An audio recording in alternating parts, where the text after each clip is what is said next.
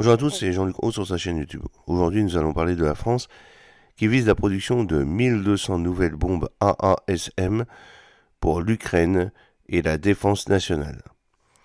Selon un rapport de la Commission de la défense de l'Assemblée nationale française publié le 8 novembre 2024, le ministère français des Armées aurait pour objectif de produire 1200 nouvelles unités AASM, Armament Air Sol modulaire, d'ici 2025 pour continuer à soutenir les besoins de défense de l'Ukraine tout en réapprovisionnant et en élargissant le stock de munitions de l'armée de l'air et de l'espace.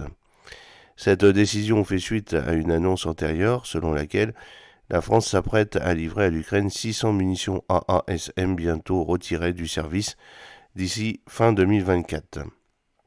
La conception modulaire de l'AASM permet de supporter différents poids de bombes de 125 à 1000 kg et comprend un kit d'extension aérodynamique avec des windjets et un propulseur de fusée pour augmenter la portée. La ASM, également connue sous le nom de Hammer, est un armement air-sol polyvalent français développé par Safran Electronics and Defense, adapté aussi bien aux missions d'appui aérien rapproché qu'aux missions de frappe à longue portée.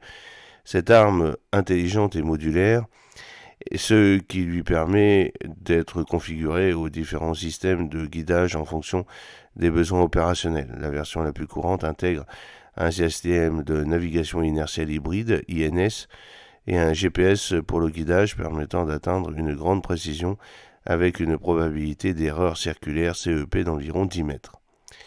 Pour une précision accrue, les variantes équipées d'un guidage infrarouge ou laser peuvent frapper des cibles à 1 mètre de précision, même contre des cibles en mouvement. La conception modulaire de l'arme permet de lancer des bombes de poids différents, de 125 à 1000 kg, et comprend un kit d'extension aérodynamique avec windjet et un propulseur d'appoint pour augmenter la portée. Les bombes AASM peuvent être lancées depuis divers avions dont le Dassault Rafale et le Mirage 2000D, ainsi que depuis des plateformes utilisées par d'autres nations comme le Tejas indien et le F-16.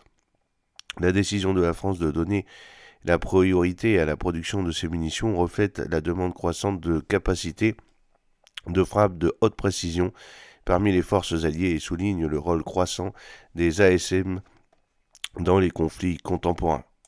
Depuis son introduction en 2007, la ASM a été déployée dans de nombreuses opérations, à commencer par ses débuts au combat en Afghanistan en 2008.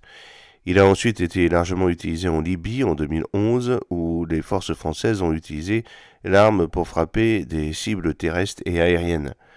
Ces dernières années, l'Inde a passé une commande pour l'ASM Armor en 2020 et l'a depuis intégré au chasseur indigène Tejas.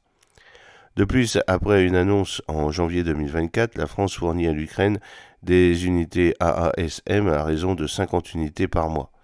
Cet engagement a permis aux forces ukrainiennes d'utiliser l'arme dans le conflit russo-ukrainien en cours. La première utilisation documentée par l'Ukraine a eu lieu le 5 mars 2024.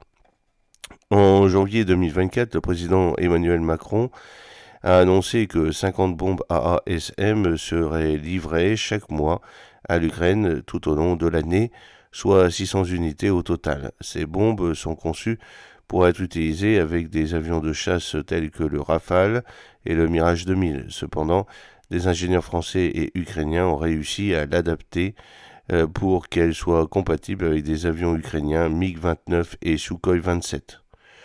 Depuis mars 2024, l'Ukraine a intégré des bombes AASM dans les opérations militaires.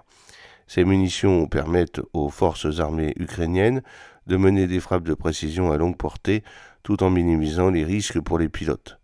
Des vidéos ont montré que les MiG-29 et les Sukhoi 27 ukrainiens larguant des AASM sur des cibles russes, notamment dans les régions de Kherson et de Belgorod.